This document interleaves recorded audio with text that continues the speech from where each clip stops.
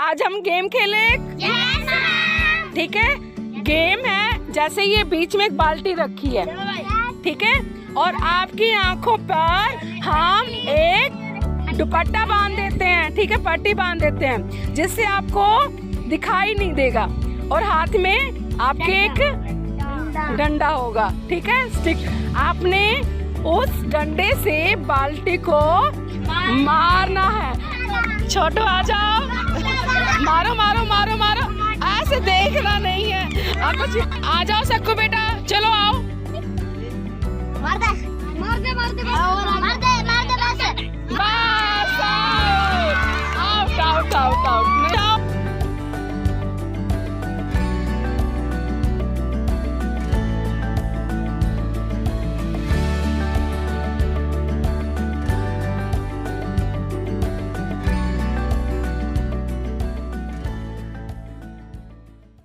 नमस्कार मित्रों, मैं हूं धर्मेंद्र गोस्वामी केवीएम टीवी के एक नए एपिसोड के साथ, जो आपको प्रेरणा देगा, आप में एक नई उमंग देगा कुछ करने की। उसके लिए हमने आज एक ऐसी शख्सियत को बुलाया है जो अपने कार्य में पूरी दक्षता के साथ जुटी हुई हैं, निस्वार्थता के साथ। उम्मीद है हमें कि आपको हमारा ये स्पेशल एपिसोड, जिसमें अंत्योदय का उदय किया जा रहा है, लाइन में खड़े अंतिम व्यक्ति तक लाभ पहुंचे, उसके लिए एक कारगर उपाय किए जा रहे हैं। तो उसको किस प्रकार अंजाम दिया जा रहा है, उनका एक स्लोगन है, भिक्षा नहीं दीक्षा दो या शिक्षा दो। तो शिक्षा देना एक अपने आप में बहुत बड़ा एक उपकार है। बड़े बड़े जो राजा महाराजा थे तब अपने पहले बच्चों को शिक्षा के लिए गुरुकुल में भेजा करते थे, लेकिन आज के परिवेश में गुरुकुल खुद चलकर स्लम एरियाज में जा रहे हैं, झुग्गी झोपड़ियों में जा रहे हैं, स्लम एरिया के उन बट्ठों पे जा रहे हैं जिन बच्चों का शिक्षा से कोई लेना देना नहीं था। तो ऐसा जो कारनामा अंजाम दिया है वो हमारे बीच में मौजूद शख्सियत सोशल एक्टिविस्ट संगीता प्रणामी जांगड़ा ने किया है। अपने स्तर पर उन्होंने ये जो कार्य शुरू किया है बच्चों को शिक्षा देने का, ताकि वो भिक्षा ना मांगे पूरी जिंदगी भर, शिक्षा लेकर अपनी कमाई करें, बल्कि लोगों को कुछ दें। हाथ मांगने वाले की मुद्रा की बजाय देने वाले की मुद्रा में वो आएं। तो ऐसे पुनीत कार्य को करने वाली संगीता जी, आपका स्वागत है हमारे शो में। धन्यवाद सर, धन्यवाद। तो सबसे पहले तो आप ये बताइए कि ये मुहिम आप कब से चला रहे हैं और इसमें कैसे बच्चों को आप शामिल कर रहे हैं? सर मैं ये मुहिम जो मेरी है 2 साल से चल रही है सर ये, और इसमें ऐसे बच्चे हैं जो भिक्षावृत्ति में लिप्त हो रहे हैं सर, जो शिक्षा ना लेकर भिक्षा की तरफ जाते जा रहे हैं, भीख मांगना सीख रहे हैं। तो ऐसे बच्चों को शिक्षा दी जा रही है सर। इस शिक्षा में आप किस प्रकार की एजुकेशन उनको देते हैं, या एजुकेशन या स्किल डेवलपमेंट या उनकी हॉबीज को आप अपग्रेड करते हैं, उनकी प्रतिभा को उजागर करते हैं, क्या क्या करते हैं आप? सर शिक्षा के साथ साथ बच्चों को डांस क्लास, उनकी ड्राइंग क्लास, और उन बच्चों को खेल के द्वारा भी उन बच्चों को शिक्षा दी जाती है सर। क्योंकि इन बच्चों के अंदर बहुत सारा एक क्वालिटी होती है इन बच्चों के अंदर, जो उसको निखार पाना, उनको वो प्लेटफॉर्म नहीं मिल पाता सर। क्योंकि उन बच्चों के अंदर बहुत सारी क्वालिटीज होती है, वो हुनर होता है, लेकिन उस हुनर को बाहर निकालने के लिए उन बच्चों को वो प्लेटफॉर्म नहीं मिल पा रहा। और वो प्लेटफॉर्म सर हमारी क्लास भिक्षा नहीं शिक्षा दो के द्वारा दिया जा रहा है सर। ये कंसेप्ट आपके दिमाग में किस प्रकार आया? और आप एक महिला हैं और अपना घर काज का काम काज भी देखती हैं, तो कैसे अंजाम दे पाती हैं सब ये? सर जब मैं कभी बच्चे को देखती थी ना सर, कि बच्चे भीख मांगते हैं, कि जब उनकी उम्र होती है पढ़ने लिखने की सर, और पढ़ने लिखने के बजाय वो बच्चे आप कहीं पे जाके देख लिए, रेलवे स्टेशन पे, आप मंदिरों में, बाजार में, मतलब कोई भी सार्वजनिक स्थान है सर, हर जगह आजकल आपको बच्चे, बूढ़े, नौजवान, हर तरह के लोग आप भीख मांगते हुए नजर आते हैं हमें। तो सोचा क्यों ना इन बच्चों को हम भिक्षा से दूर करके शिक्षा की ओर लेके चलें। तो सर जैसे मेरे भी 2 बेटे हैं और दोनों बेटे अब बड़े हो गए हैं और हस्बैंड भी जॉब करते हैं। तो और मैं एक ऐसे स्कूल में टीचर हूँ सर, जहाँ पर जो बच्चे दिव्यांग हैं, जो बच्चे सुन नहीं सकते, बोल नहीं सकते, मेंटल रिटार्डेड बच्चे हैं, जो डेफ एंड डम बच्चे हैं, जो ब्लाइंड बच्चे हैं, ऐसे स्कूल में सर मैं वहाँ बच्चों को पढ़ाती हूँ। और उसके बाद मैं इन बच्चों के पास आती हूँ शिक्षा देने के लिए। जो आपके स्कूल के बच्चों की आप बात कर रहे हैं, डीफ एंड डम्ब हैं या जो वो मेंटली रिटायर्ड हैं या किसी भी प्रकार की उनको दिक्कत है, तो उनके साथ टीच करना किस प्रकार आप तालमेल बिठाते हैं उनके साथ? एक सामान्य बच्चे को ट्रीट करना और एक ऐसे विशेष जरूरत वाले बच्चे को ट्रीट करना, there is great difference between those. तो कैसे मैनेज करते हैं आप? बहुत मुश्किल होता है सर, सच बताऊं तो, क्योंकि मैंने काफी साल नॉर्मल बच्चों को पढ़ाया है सर। तो मेरे अंदर एक अंदर से यूं था कि मैंने इन बच्चों को पढ़ाना है। तो मैंने स्कूल ज्वाइन किया सर, ये विश्वास स्पेशल स्कूल ज्वाइन किया। और उन बच्चों के साथ रहना सर, वो बच्चे इतने मासूम होते हैं सर, उनको ना बाहर की दुनिया से कोई भी लेना देना नहीं है। वो सिर्फ अपने में मस्त रहते हैं, उनको कोई मतलब नहीं है बाहर की दुनिया से। और उन बच्चों के साथ हम जितना एक प्यार से पेश आना, प्यार एक घर जैसा उनको माहौल देना, जैसे एक मदर अपने बच्चे की केयर करती है, वैसे उस बच्चे को कोशिश करती हूँ कि उन बच्चों को अपनी माँ की कमी महसूस ना हो, ऐसी उनको लगे कि हाँ ये भी हमारी माँ ही है। तो बड़ा अच्छा लगता है, बहुत खुशी होती है उन बच्चों के साथ रहकर भी। और उन माँ बाप कि को भी कहीं ना कहीं ऐसा लगता होगा कि हमारे बच्चे, चाहे वो सुनाई नहीं देता उनको या दिखाई नहीं देता या बोल नहीं सकते, क्योंकि उन हाँ बच्चों जी, के मन में एक जिज्ञासा उनके माँ बाप में रहती हैं कि हमारे बच्चे कुछ हाँ जी, बने।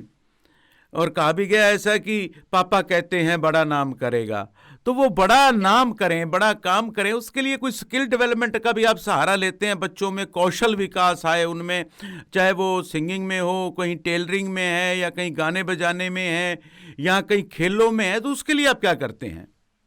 सर ये बिल्कुल सच है, क्योंकि जो ये बच्चे होते हैं ना, इनके अंदर एक गॉड के द्वारा कुछ दिया हुआ गिफ्ट होता है, ताकि ये बच्चे अपना जीवन जी सकें और मतलब किसी पे ये डिपेंड ना हो के सेल्फ कुछ कर सकें, ऐसा काम। जैसे सर हम बच्चों को वहां पे अभी हम कुछ एक्टिविटी करवाते हैं, बच्चों को एक डांस भी करवाती हूँ वहां पर बच्चों को। और साथ में सर एक डांस और हम गाना बजाना, एक भजन होता है सर, जिसमें भगवान का नाम लिया जाता है। तो बच्चों के साथ वहां पे भजन भी करवाते हैं।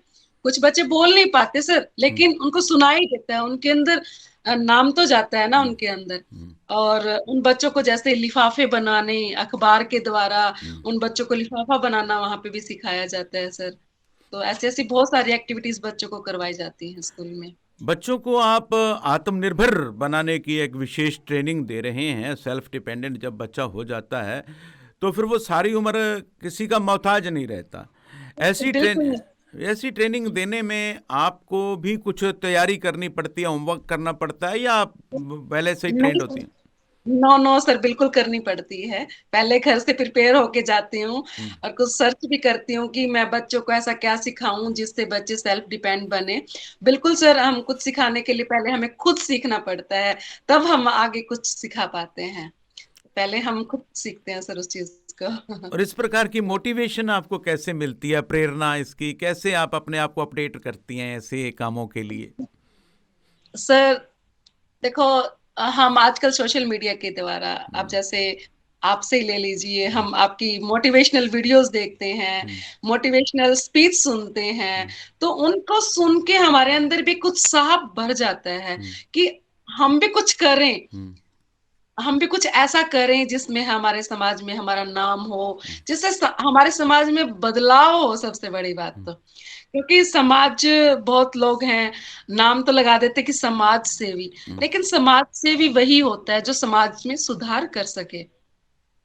अदरवाइज तो बहुत सारे लोग हैं समाज सेवी, तो सब कुछ लिखवा लेते हैं, नहीं, कुछ लेकिन वो समाज में परिवर्तन लाए, जो जिस प्रकार आप प्रयास कर रही हैं या जो हमारे दर्शक इस कार्यक्रम को देख रहे हैं, हमारा असल में उद्देश्य यही है कि जो भी ऑडियंस हमें देखती है या सुनती है, वो भी अपने लेवल पर कुछ ऐसा करें कि वो बदलाव समाज में अच्छा पॉजिटिव बदलाव लेकर आएं, और जिससे ये लगे कि हम सब मिलकर वासुदेवम कुटुंबकम, कि हम अपने लिए नहीं जी रहे, पूरे संसार के लिए, पूरे भारत के लिए, पूरे हरियाणा के लिए, पूरे प्रदेश के लिए जी रहे हैं। तो ऐसी जो भावना है, ऐसी जो आपकी एक दिव्य सोच है, इसको किस प्रकार पंख लगते हैं जब आप उन बच्चों के चेहरों पर खुशी देखते हैं?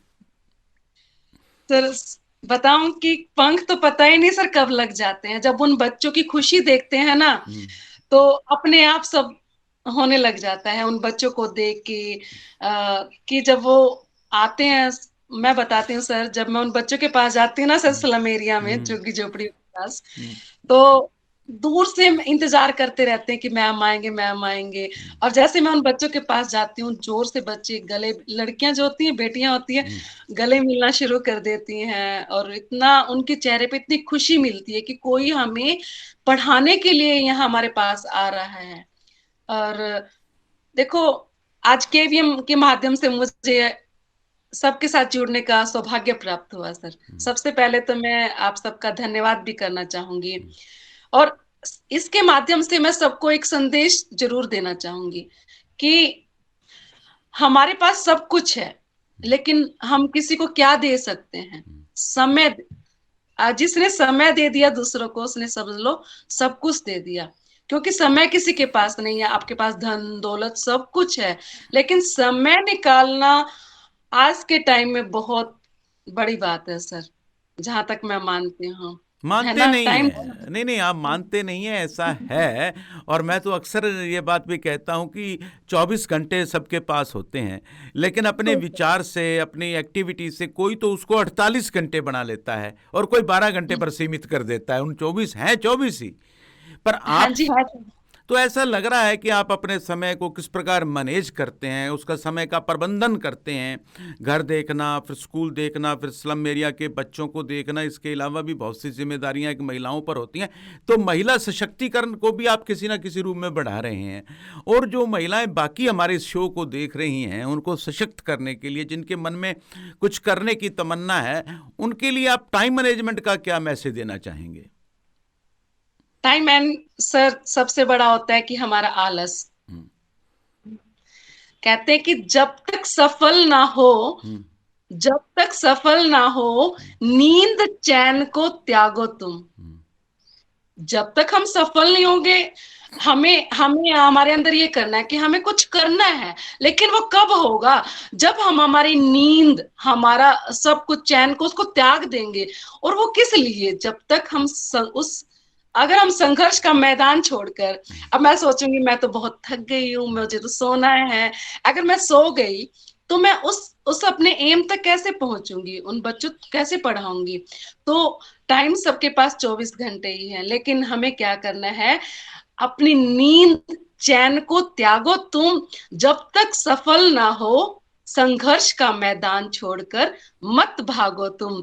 और कुछ किए बिना ही जय जयकार नहीं होती, कोशिश करने वालों की कभी हार नहीं होती। और हमारे कई ऐसे राष्ट्रवादी पुरुषों ने, जिन्होंने अपना पूरा जीवन देश के लिए लगाया, उन्होंने कहा उठो, जागो, दौड़ो, और तब तक दौड़ते रहो जब तक मंजिल नहीं आ जाती।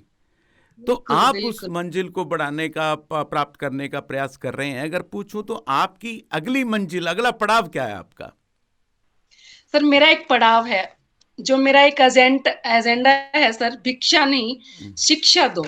इसी को मैं अपने इसको एक आगे लेके चल रही हूँ सर, कि जो बच्चे भिक्षा में लिप्त होते जा रहे हैं, भिक्षावृत्ति में, क्योंकि ये जो भिक्षा नाम की समस्या है ना सर, ये बहुत सारी जिंदगियां खराब करती जा रही है। छोटे छोटे बच्चों का जो भविष्य है वो खराब होता जा रहा है इसके अंदर, क्योंकि आजकल हम देखते भी हैं कि बहुत सारे बच्चे किडनैप भी हो जा रहे हैं।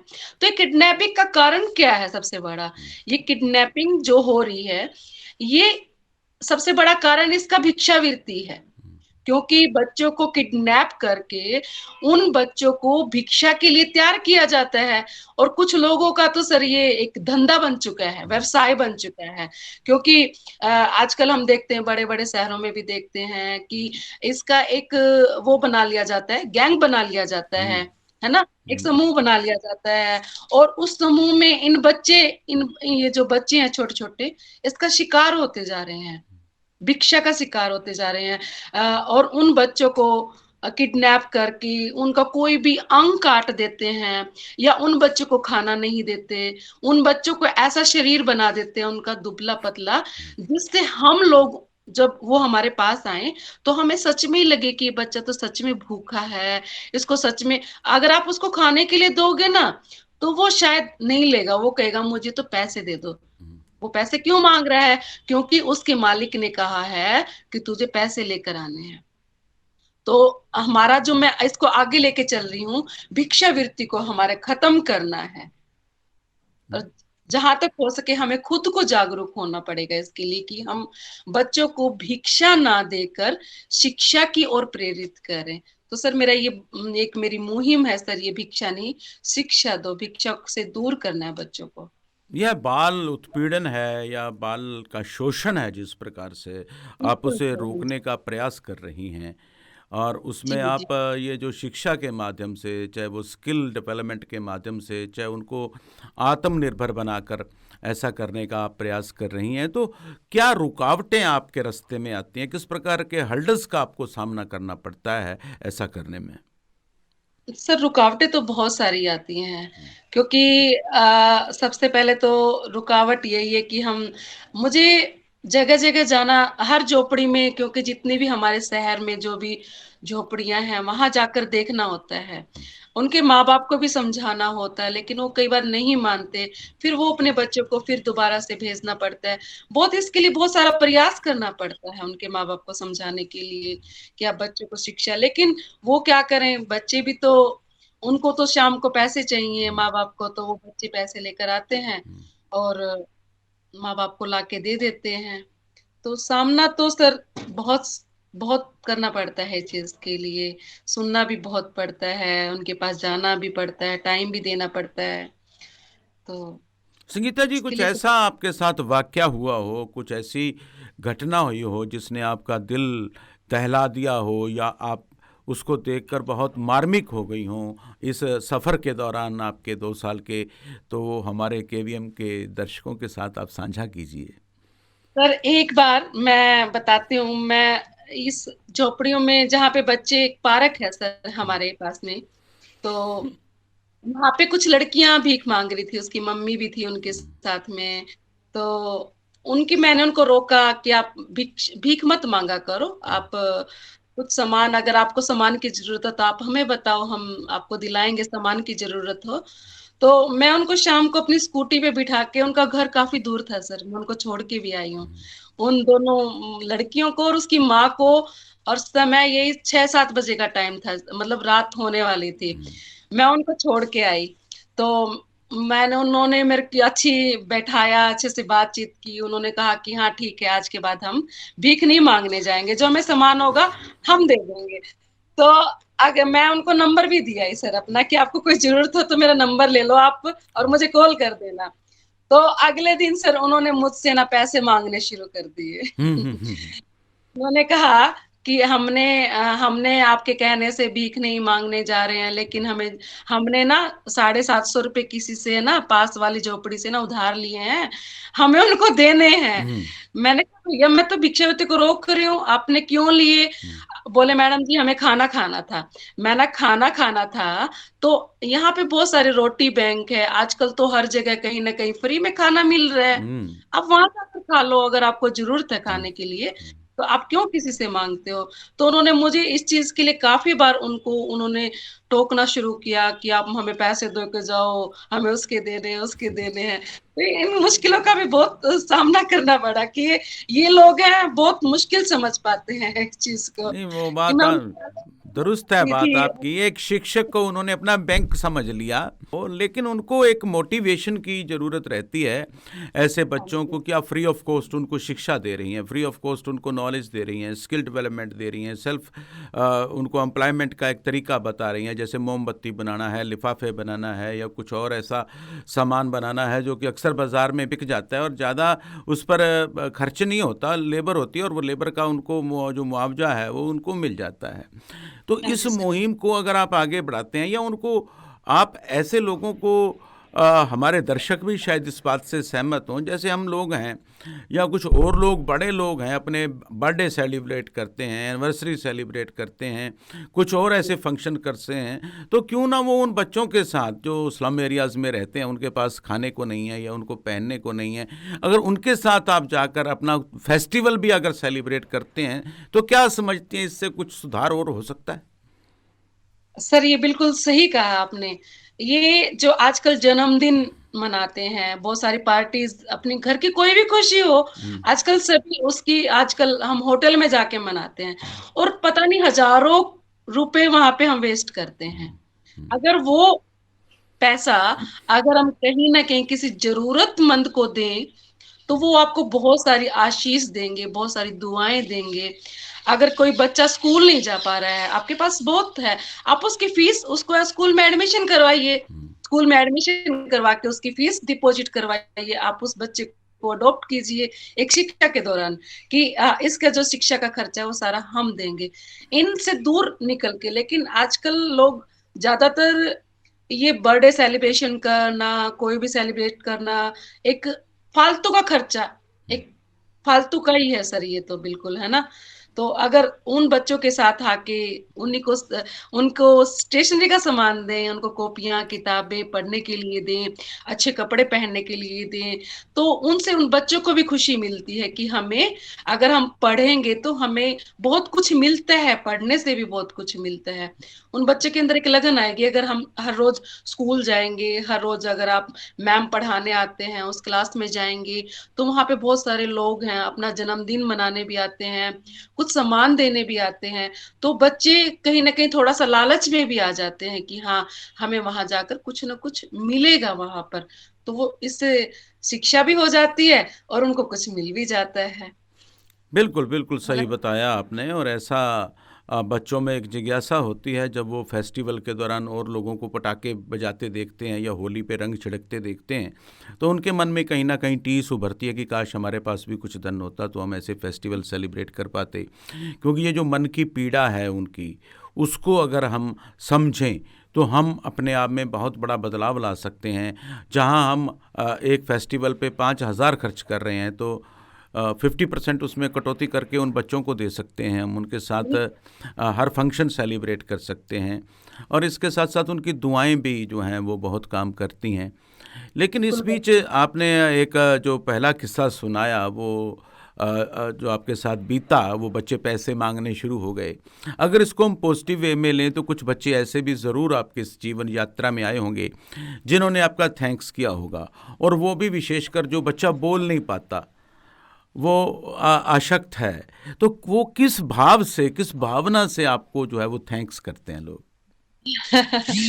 वो बच्चे सर कई बार हाथ पकड़ लेते हैं, और हाथ पकड़ के कई बार हाथ पे मतलब ऐसे करते हैं और पास आ जाते हैं, गले मिलते हैं, तो बहुत इमोशनल हो जाता है कई बार तो ये पल भी कि वो बच्चे कितना प्यार करते हैं, हमारे पास आके खुश हो जाते हैं, खुश आके गले मिलते हैं। कुछ बच्चे पास आके, कुछ बच्चे हैं जो बिल्कुल ही नहीं बोल पाते, वो मतलब ऐसे देखते रहेंगे मुंह की तरफ, पास आएंगे फिर उनके पास आके ऐसे ऐसे, हाँ बेटा, खुश हो जाता है वो बच्चा ऐसे ही। कई बार कहते हैं जो बात जुबान नहीं कह पाती वो नज़रें कह जाती हैं, और ऐसी उनकी नज़रों में जो आपके प्रति आभार, प्रेम या स्नेह कहें, वो आपको देखने को मिलता होगा, और उसको देखकर आप में जो उत्तेजना या जो नई प्रेरणा मिलती होगी, उसको कैसे शेयर करना चाहेंगे आप हमारे दर्शकों के लिए? सर एक बार दोबारा से इसको रिपीट कीजिएगा सर, दोबारा फिर बोलिएगा दोबारा। मैं ये कहना चाहता हूँ कि जिस प्रकार वो आपका एक किस्म का थैंक्स करते हैं बच्चे, धन्यवाद करते हैं, वो बोल नहीं पाते, वो स्पर्श हाँ कर जी। रहे हैं, हाँ जी। या वो आंखों से आपको बहुत निहार रहे हैं, तो उनका जो प्रेम आपको मिलता है, उस प्रेम को आप किस प्रकार एंजॉय करते हैं? एंजॉय सर, सच बताऊं तो आत्मिक शांति बहुत मिलती है उससे। जो हमारी आत्मा की संतुष्टि है, मन की जो संतुष्टि है, वो बहुत मिलती है।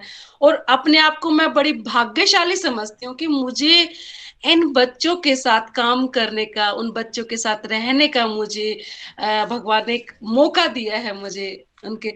और इसके साथ साथ सर मैं ये सभी से एक ये बात भी कहना चाहूंगी कि ये जो बच्चे होते हैं बड़े मासूम होते हैं, इनकी जो आपकी जो दृष्टि है उनके लिए पॉजिटिव दृष्टि होनी चाहिए।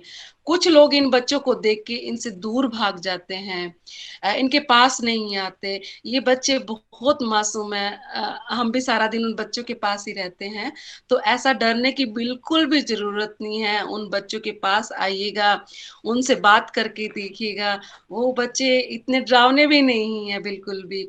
तो मेरी एक तो सबसे यही प्रार्थना है कि आपकी जो दृष्टि है उन बच्चों के लिए दृष्टिहीन ना करके, क्योंकि उनका जो मनोबल है ना वो गिर जाता है कहीं ना कहीं। हमें उनका मनोबल है जो वो बढ़ाना है, गिराना नहीं है। उनके साथ प्रेम से आप बात कीजिए। तो कभी भी उन बच्चों को दूसरी दृष्टि से ना देखिए, अच्छी दृष्टि से देखिए। जैसे आप ये सोचिए कि आपका चलो बच्चा नहीं है वो, ठीक है, किसी न किसी का तो बच्चा है वो, कोई तो उसके माँ बाप है ना। तो वो भी तो सारा दिन उस बच्चे को संभालते हैं, कैसे संभालते हैं, उन बच्चों के साथ रहते हैं।